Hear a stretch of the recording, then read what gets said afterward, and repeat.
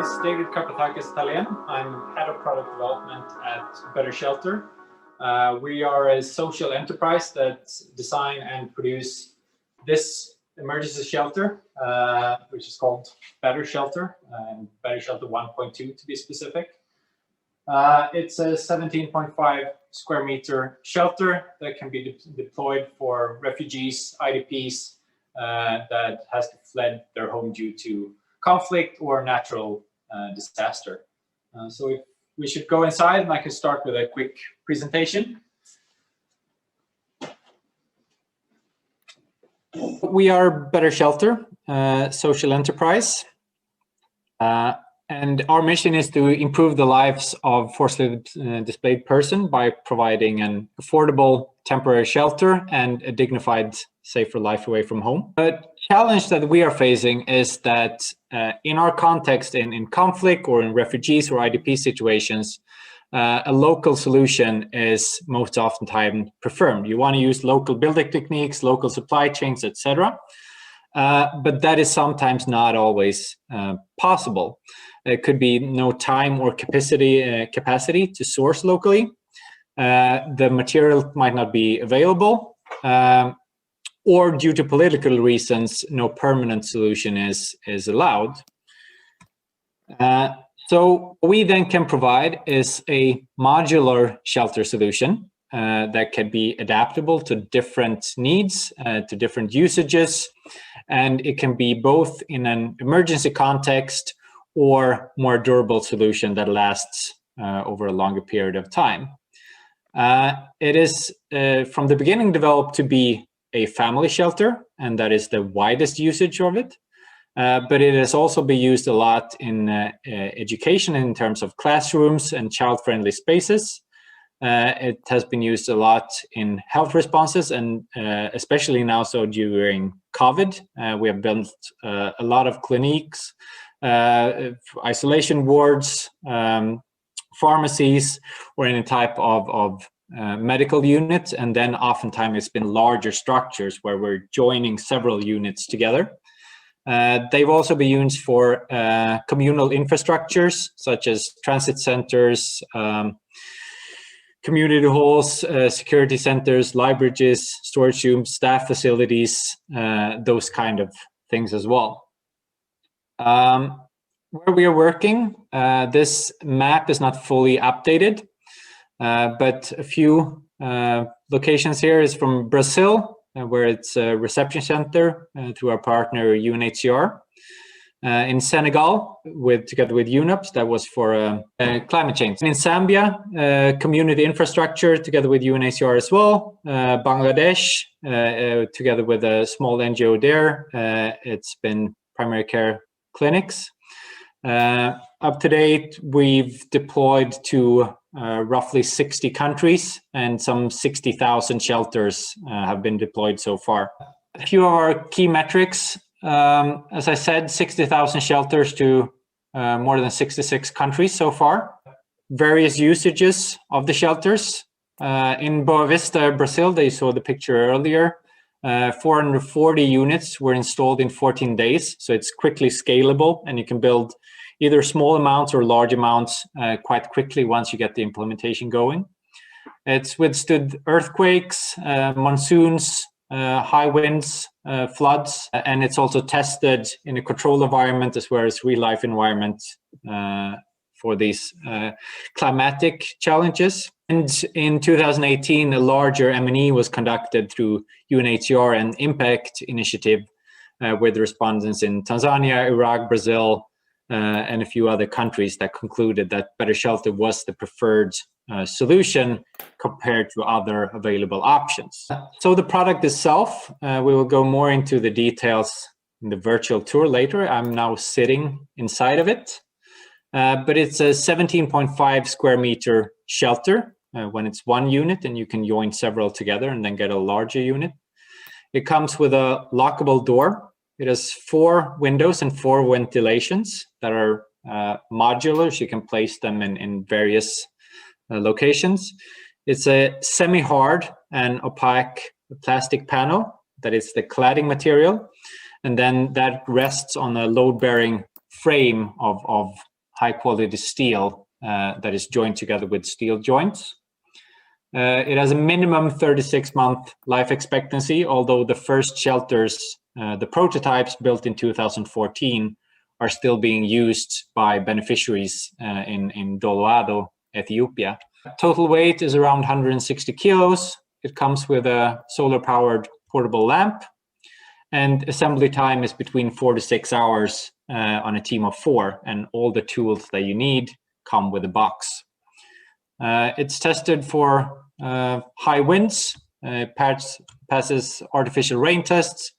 It's treated with flame retardant materials to provide fire safety, and it can withstand a variety of temperatures. And then with local adaptations, you could expand that a bit more as well, depending on the context and usage.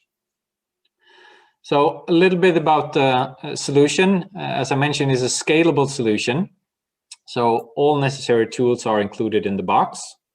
It enables you a predictable planning, budgeting, and implementation. So you know what you will get and how to implement it when you procure it.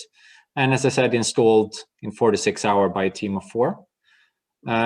It is cost effective. It's flat packed, so easy distribution. Minimal site preparation is required. You can build it with unskilled labor. It comes with a very comprehensive instruction how to do it. We can assist with service offerings to assist with a training of trainer approach to help you get a smooth implementation. And as mentioned, minimum 3-year life expectancy.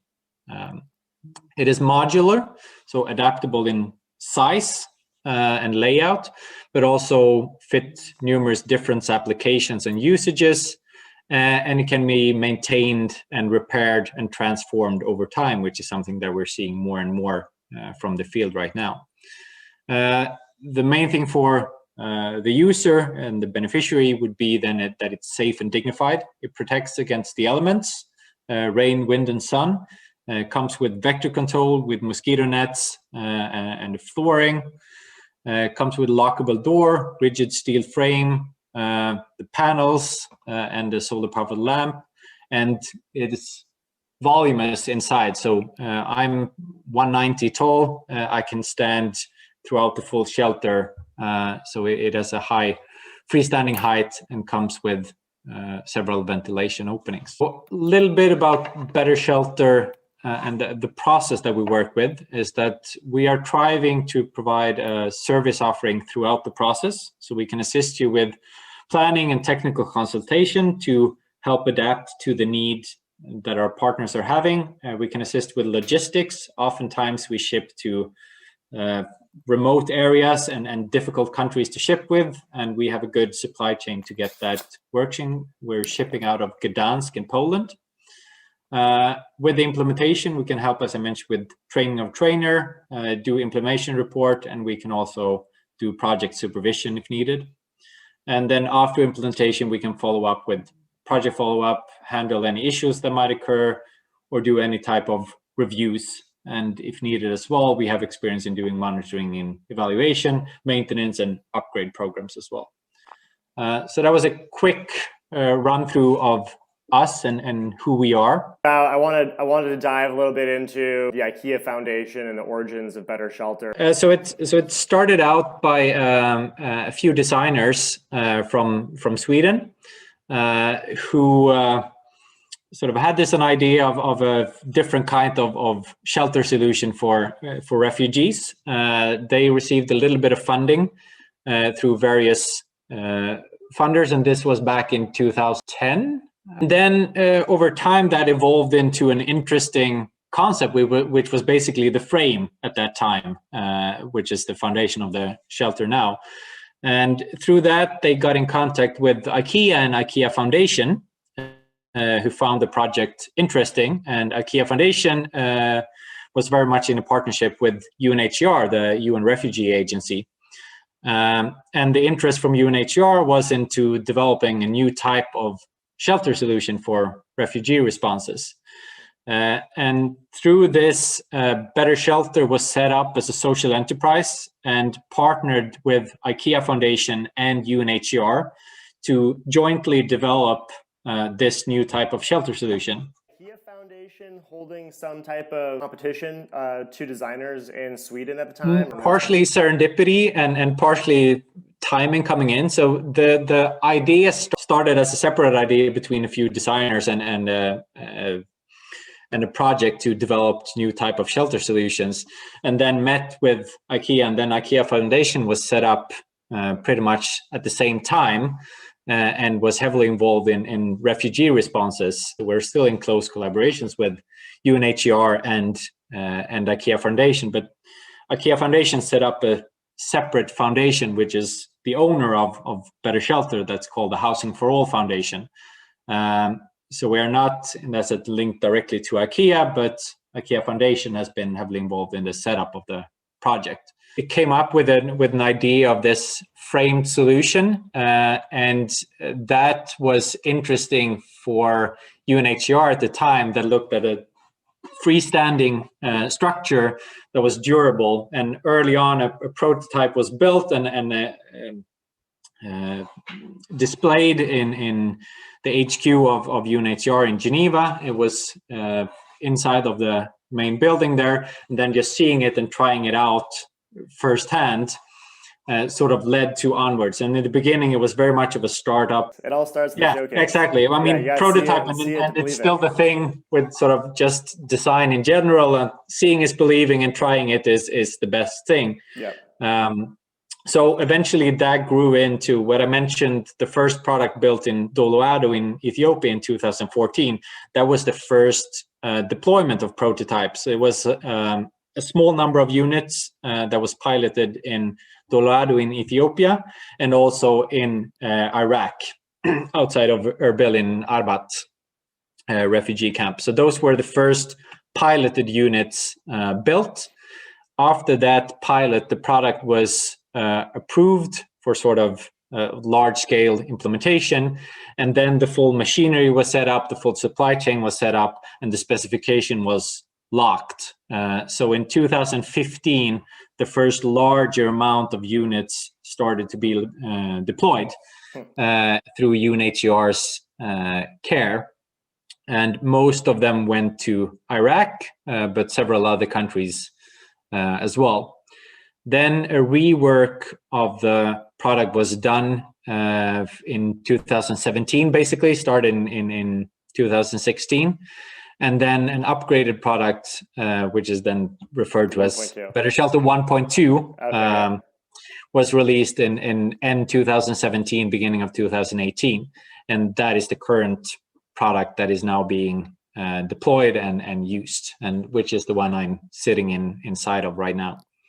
What was the shelter? What was the main shelter typology prior to the Better Shelter? I mean, now with like 60,000 of these units deployed, I'm assuming this is one of the primary UNHCR shelter solutions that they're using. It varies widely between contexts what is being used. A normal emergency solution would be your family tent that comes in several varieties, but we always strive to do in a humanitarian context is to use local materials and local building techniques and local supply chain.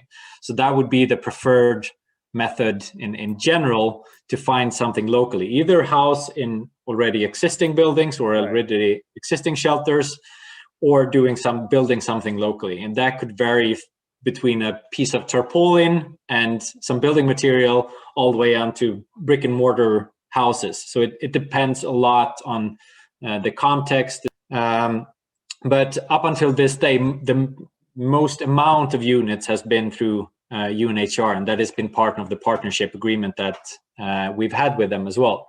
But it's starting to branch out to be more partners as well, and different kinds of partners as well. But through the way we're set up, we're supposed to do responses into emergencies, either being from conflict or natural disaster. Up to this stage, it has mainly been in protracted crisis and mainly in conflict crisis.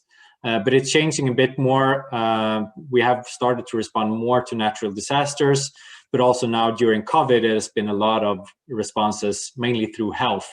Are these like built on on demand, like a refugee camp is being planned to be built and they need 1,000 units set up, are these like in inventory deployed around different continents already, or are these made just in time production, or how does that ordering process work for fulfilling it? Somewhere in between the two alternatives that you described. We do have a bit of stock available for emergencies. With UNHCR, we've had a different setup with the partnership agreements. We've sort of had a long-term planning with them as well. But other than that, it depends quite a lot on what type of emergency it is. Most of our unit has been deployed in protracted crisis, so it's not immediate emergency response. It's starting to become more and more of immediate emergency responses, but oftentimes it could be an upgrade of a planned camp that is being expanded or upgraded, or it's later on in a stage where the situation is sort of stabilizing a little bit more, and the initial shelter kits or something like that needs to be replaced and built in with something a little bit more transitional or durable. As of now, we have the one product which we call Better Shelter 1.2, wide variety of usages due to its modular design. We're outside. I thought I could start by showing how the unit is being deployed. So in these two boxes here, that's one full unit, and the content of the boxes is being laid out on the ground here. So there's a box A, which contains the foundation and the roof. And then there's a box B, which contains the walling, cladding material for the wall, and the door and the floor, and some additional material as well. So you start by opening box A and find your first comprehensive building manual. And this, you got the same artist as IKEA. Yeah, well, it's our own artist, but we got some assistance from IKEA. Oh yeah, I love it. It looks familiar. It's very IKEA-esque. So this tells you how to prepare the soil, how to prepare the ground where you're building, and then basically it tells you open up and bring up the next content, and then open box A1, and you'll find the next manual, which starts to instruct you on how to build a foundation. And for the foundation, that's basically tubular pipes at the bottom connected through joints that is being attached to the ground. And now I can show you over here is where we have our digital remote trainings, where we're trying to showcase how you attach this to the soil. So it comes with an anchoring system of an earth anchor that looks like this. This earth anchor is driven into the ground with this drive steel here. You place it like that, and a hammer. The IKEA boxes comes with a key wrench. Ours comes with a hammer. Drive this into the soil until you're about this deep. Then you take the end that's left here, form a loop like so, and you use the drive steel again to pull on the anchor, which then rotates the anchor and activates it, and forms a pillar of earth that is holding down this footplate here. And the footplate then connects to the joint that connects to the vertical column that forms the walling, and the horizontal pipes here, which forms the foundations. So there are 10 of these attachment points per shelter that fully grounds the shelter to the soil. It is also prepared so you could do concrete slab attachment or any type of hard material, and then you would use your standard sort of cement bolts. So here's just where we showcase how this works when we're doing the remote trainings as well. Does the pack come with tools for either anchoring process? It comes with tools to attach it directly onto soil. Yeah. If you attach it into cement, and this is something that we would provide a service in the planning phase, where we could give examples on different ground preparation, but it depends a lot on what's available, what type of tooling is available, what material is available. Several of the projects that we're doing in Northwest Syria right now, they're preparing a ring of hollow blocks with cement and then graveling and fine sand for flooring on the inside. So then you either can actually cast the earth anchor into the wet cement when you build it, and then have it stick through the cement, and then you don't need any tools. Or the cement slab is casted prior, and then you would need some power tool, and you would need to procure these sort of bolts. We quite often see is that this is being built directly onto the soil, and then over time, cement is poured afterwards to form a more solid floor, and then actually binds it more into the soil. So the upgrading process is a big thing of Better Shelter as well, in allowing sort of evolvement of the shelter. So the shelter comes with a door and with a lock. So you could lock it from the outside, and then you could use your standard padlock to lock it permanently. So now it's locked from the outside. One demand was, when you have locked it from the inside, you shouldn't be able to open it from the outside. And this is actually achieved with the same mechanism. So you open it by pushing it to the side, and then this piece folds down. You can grab the same piece from the inside, push it into place, and then you lock it from the inside, and you can't access it and open it from the outside. And this is really important in the sense of you shouldn't be able to lock someone in when they are inside of the shelter, and you should also be protected and be able to lock it from both inside and outside. So we actually spend a lot of time getting this function together in a comprehensive and easy to use method. It's based on SPHERE standard, a humanitarian standard that sort of stipulates that one person should have 3.5 square meters, and the family is usually a family of 5 that gives you 17.5 square meters. So everything is based around that. And as you can see, the walls are vertical. Yep. So you have freestanding, and you can actually utilize the full volume of the shelter. So ridge height is a little bit over 3 meters. And at the walls here, you have about 180, 185, plus a little bit additional when it's standing onto the soil. And to get a context for it, so you said you're 190 centimeters, right? So you're 190 centimeters tall. So I'm just translating for the American markets. That's about 6'2". First thing when you notice when you're seeing it firsthand, it is actually quite big, and it provides a sense of sort of home when you enter the building, and that you don't have to sort of bend your head when you're entering and when you're standing inside of the shelter.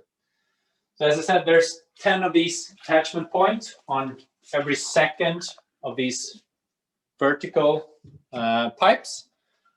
The pipes are pretty much all the same. They're the same length. So this pipe is the same as this pipe, is the same as this pipe, is the same as this pipe.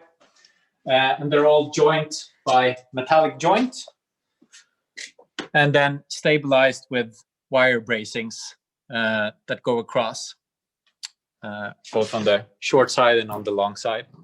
And all those joints are attached with some like Allen key or something that's included in the box, or what are the tools that are so used? Everything that it comes with a bolt and a wing nut that attaches into the ground. There's one bolt that is attaching one ground pipe into the ground plate here. Then there's an additional bolt and wing nut here that attaches the joint through the ground pipe.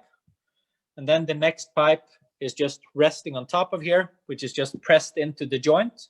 And then everything here is locked in place by the wire bracing. So all is done by hand force. So all the screwing is completely done by hand force, and you can join everything together. So the full structure, when you build the frame, it is quite flexible in the beginning to allow for inconsistencies in the ground, and you can actually lower and raise. I'll actually show this on the outside, it's easier.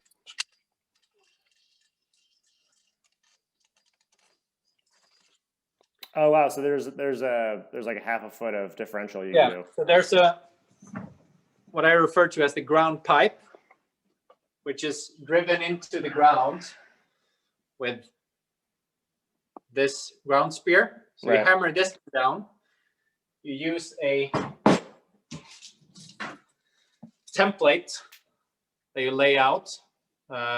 That's each one of these shows you where one of these ground pipes should go into the soil. So you stretch this out and you get the layout of the shelter, so you can plan for it before you start building.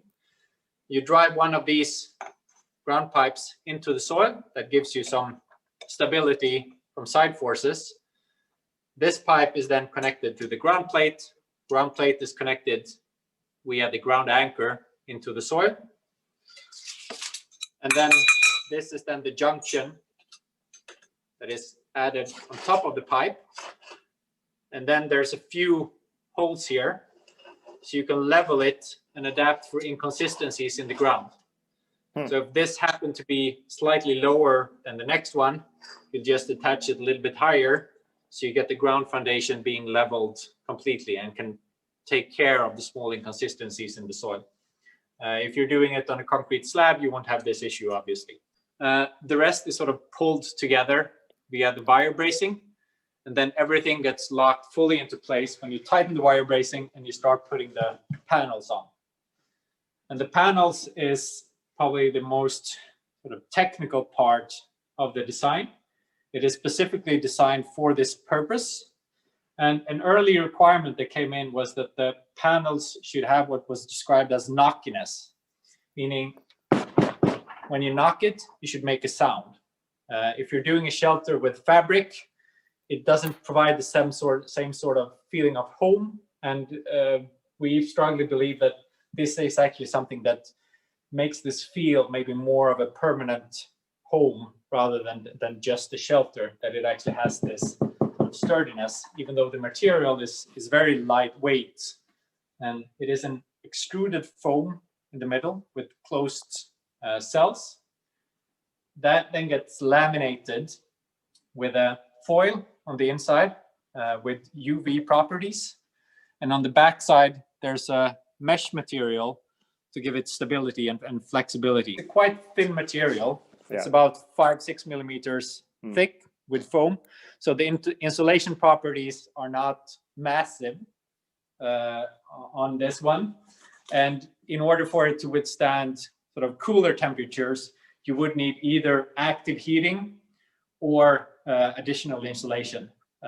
It would not stand on its own on extreme cold climates. But our main contexts have been in warmer climates. We are doing some work in Syria right now where we're looking at active heating as part of the solution, which is not something that we're providing, but we're assisting with how to think about fire safety, how you could plan it, how you could access fumes and smokes, etc. But usually an electrical heater or a freestanding kerosene heater is being installed in some cases, also like a permanent olive pit or wood-driven soba or stove can be installed as well. But obviously, the more sort of open flame is being provided, the more care needs to be taken to fire safety. But yeah, the material here extremely lightweight, but still sturdy and flexible and bendable, which is thanks to the mesh on the back side of the fabric here. Oh, so it's not like that. So it's not like the corners would chip very easily or crack. No. So you could bend this, and it's quite workable and flexible.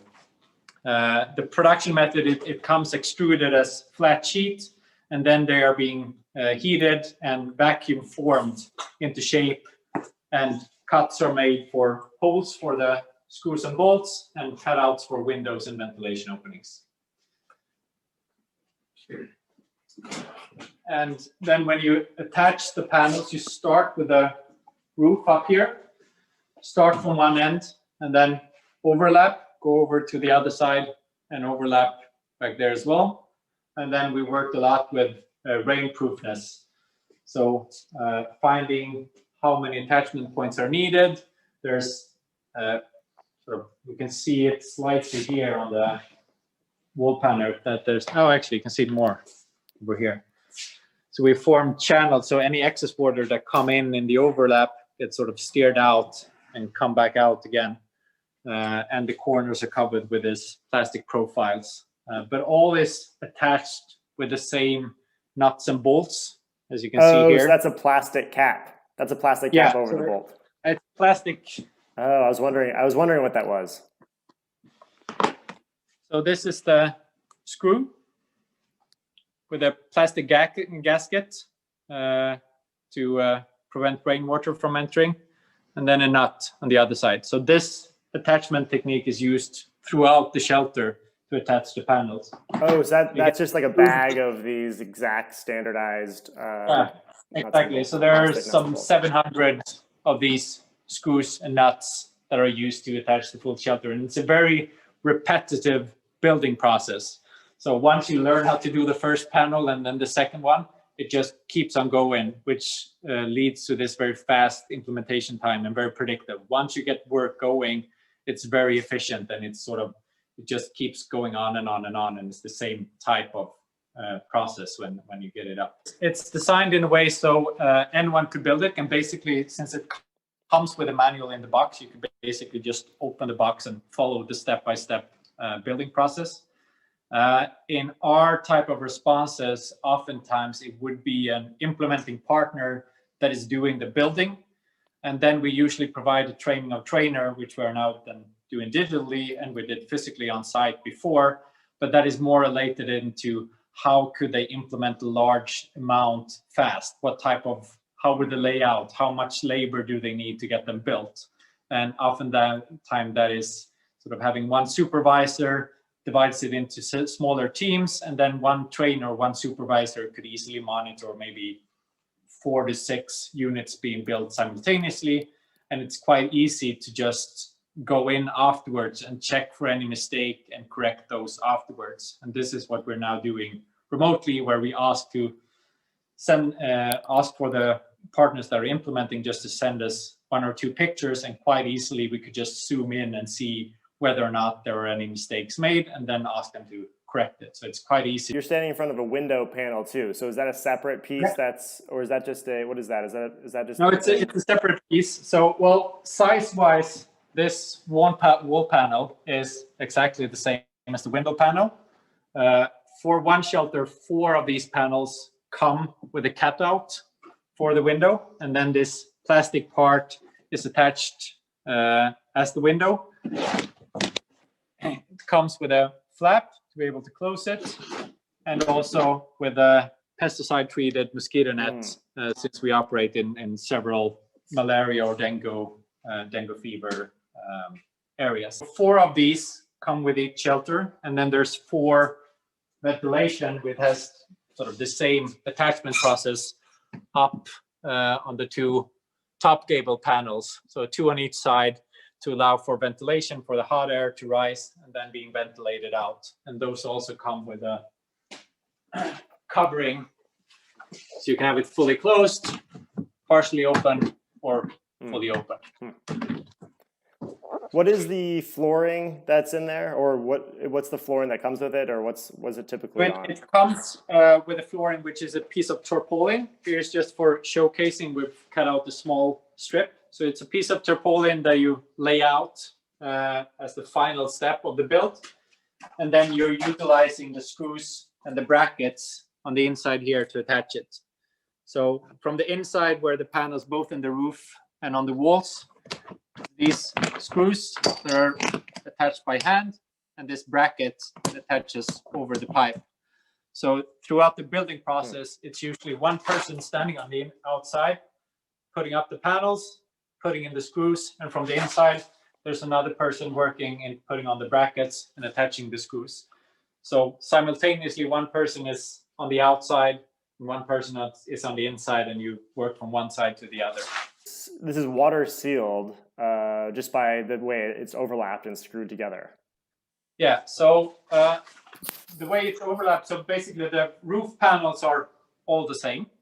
So you start from one side and then it overlaps, and then you move over to the other side, and then you'll also overlap the ridge.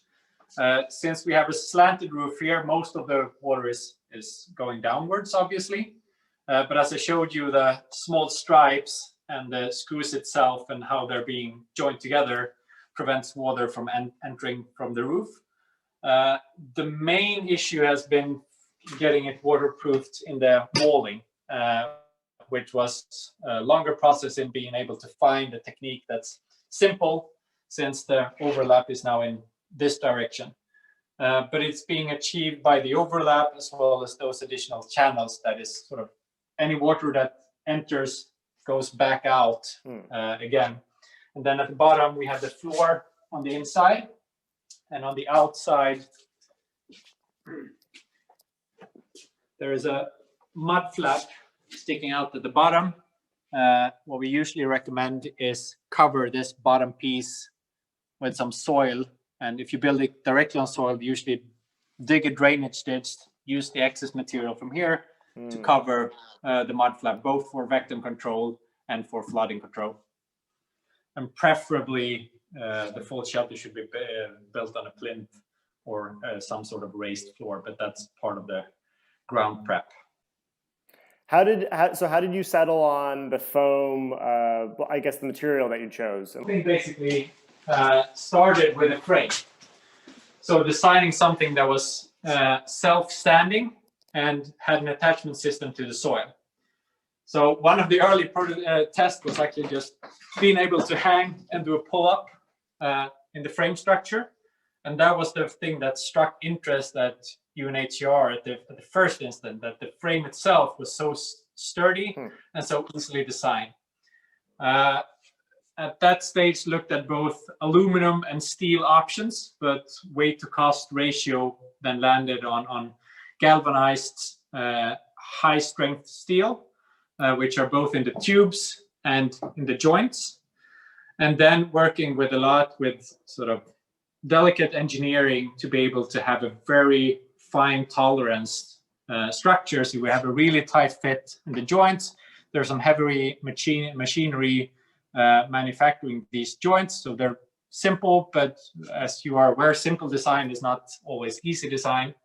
So the frame was a starting point. And the original idea was that the frame could be clad with any material that was available, anything from a tarpaulin to thatch to mud and clay, plywood, whatever was available. So the frame was the starting point of the design.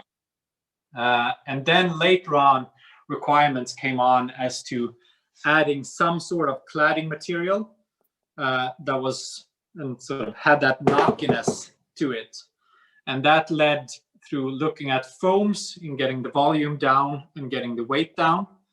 And then through development led to this sort of sandwich model material of the panels, which is unique for Better Shelter. And we have developed with our supplying partners the full machinery and the full production process of these panels, and the two-step production where it's first extruded, cut into sheets, and then vacuum formed afterwards. These are like mold resistant, fire retardant. Mold resistant, obviously, since it's not natural material.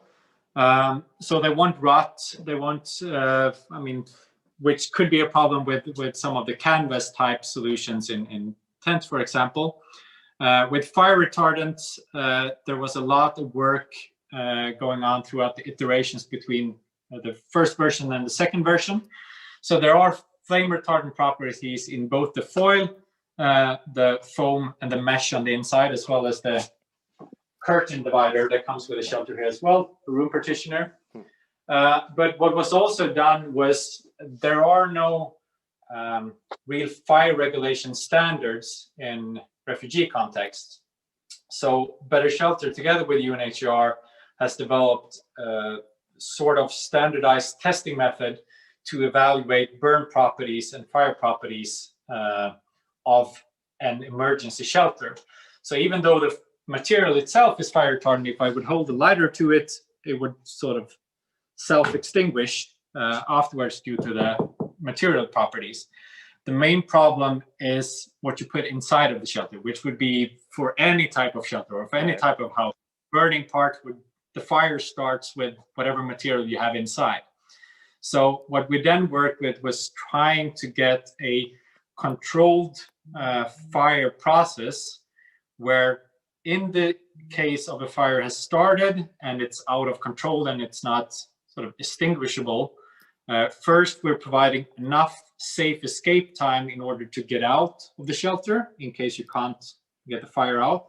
And then the second stage by preventing spread onto neighboring shelters.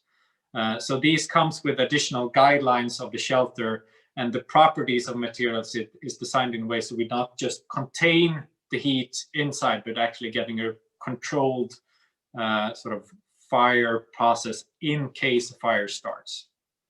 But the materials themselves are treated with fire retardant properties. The first instance, try to minimize the amount of material full stop as we're using. So not ship anything that is not usable. The second phase is trying to work with something that's durable and has a long life expectancy. And when we do our carbon footprint and LCA analysis, we found that extending the usage time is our best sort of means of action going forward. When we say minimum 3 years life expectancy, that's in a controlled environment, and it's mainly due to UV degradation of the plastic materials. Now, when we have had them out for a longer time, and as I said, the first units built in 2014 are still being used as shelter, we know that the life expectancy will be much longer, and the frame will last much longer. So what we hope will be happening is that these emergency shelter or transitional shelter over time can be transformed into something more durable, or being dismantled, relocated, find a second life, etc. The crisis is over, dismantle it, put it back into the box. Takes about 4 hours to build, about 2 hours to dismantle and get it fully back into the boxes. And then they can be relocated and used for a shed or something else later on. We are looking at replacing the plastic with either recycled plastic or some sort of biodegradable material, but this is still in early stages on our end. Ask about as far as customization, it sounds like you can't like get a pack sent to you that has twice as many windows or has twice as many doors, just depending on like a different use if they're trying to do like subdivided spaces or classrooms or some kind of. In terms of purchasing like that, the way we have set it up is we provide one unit, and that's how we sell it. Although it's highly modular in the sense you've noticed here we have 2 doors. It usually comes with just 1 door, but the placement of a door could be almost in any location throughout the shelter. The same thing with the windows. So it comes with 4 windows. You could choose to have all 4 on one side or 2 opposite, or you could change the material around. The main modularity comes into play when you procure larger amount of units. And since the segment between this pipe and this pipe, one of these segments could either be extended or taken away. So you can shorten it, and then you could, for example, move this external wall into here, and then keep the roof structure up here, so you form a veranda basically. Or you could procure 2 units and extend it lengthwise, and then form dividers in between, which is usually done when we're doing communal infrastructure or health clinics. With some local adaptation, which is mainly a rain gutter, you could extend it in the width direction as well, but then you would have to build some sort of gutter in between the 2 roofs that come down in the middle. Delivering the units, so how many typically tend to set? 40 high cube container, we fit 48 shelters. We can send you a slide with presenting all different kind of shipping options. We could actually move to the outside because we have a stack prepared here. So they come packed with, now it's just 3 because one is the one you saw earlier. So it's 4 boxes of B boxes, and then 4 A boxes, and then an additional pallet on top, and that gets loaded into containers. So that's how they're shipped from our warehouse. The whole design of the product is also done so that each box weighs about 80 kilos. So it's possible for a team of 4 to carry it last mile, or maybe not last mile, but at least last delivery on hand. It fits on your normal pickup truck, so you could do last mile delivery on a pickup truck, and it's easy to sort of get both large scale shipping and small scale shipping. And this is probably because several of the regions that where we're shipping to supply chain are somewhat broken. So oftentimes they're being repacked, and last mile delivery is done on just a 4x4. So you just need the A and B box. It's just 2 boxes that you need to complete the structure. Yeah. And the reason why they're divided in 2 boxes is simply due to the fact that we want to be able to carry it by hand. And going back to the sphere standard says that any packaging shouldn't be higher than 20 kilos. We did a trade-off. Instead of dividing it into several boxes, divided it into 2, and then the size is sort of mandated by the size of the panels, and then at least a team of 4 could do the 80 kilos together. Just the people that have been staying in these units, what's the feedback? You can't really evaluate it the same way as you would do with any type of consumer product, where you could say, would you choose A or B? But the feedback has generally been good, both from the implementing side, because it is durable and it works, and it's easy to get it up. Larger monitoring and evaluation that was done in 2018, where we could see that some 80% preferred the Better Shelter compared to other available options in their context. The main thing that we are getting as feedback to work with is thermal comfort, I would say, and that varies through depending on either where you're coming from before and what you were used to, or it could be thermal comfort in the sense of it's too hot or it's too cold. But means of working with it is highly dependent either on redesigning the product or getting, as I mentioned, active heating or active cooling into the shelter itself. The other thing I would say is we are trying to work with more local adaptation, which is what we're working a lot with right now, in trying to be able to upgrade the shelter and utilize more of the knowledge that is found locally and more of the materials that are found locally, so we can expand the lifespan of the product. So we could get minimum global solution in and then work with local solutions over time. So that is the main thing that we're looking at now, and gathering knowledge and know-how from the field on how we can make that happen. We could ship in a global solution, but then make sure that it's possible to upgrade it over time and it's possible to update it. So more provide a toolkit for the affected communities. Awesome. Well, we've seen a lot of innovative aspects and very unique aspects of the shelter. What would you say is the most innovative? What's the key differentiator from the other shelters out there, or what would you say is the most unique? I would say actually it's simplicity in many ways, that it just performs consistently. And as I mentioned earlier, the simplest design is oftentimes the most complicated one. We've worked a lot with the tolerances and how the panels fit together, how the frame fit together, so that we know that when we deploy these and we ship them out, if you follow the instructions, if you follow the manual, they will perform exactly as specification and exactly as expected. So I would say that is the main thing in making sure that it just works.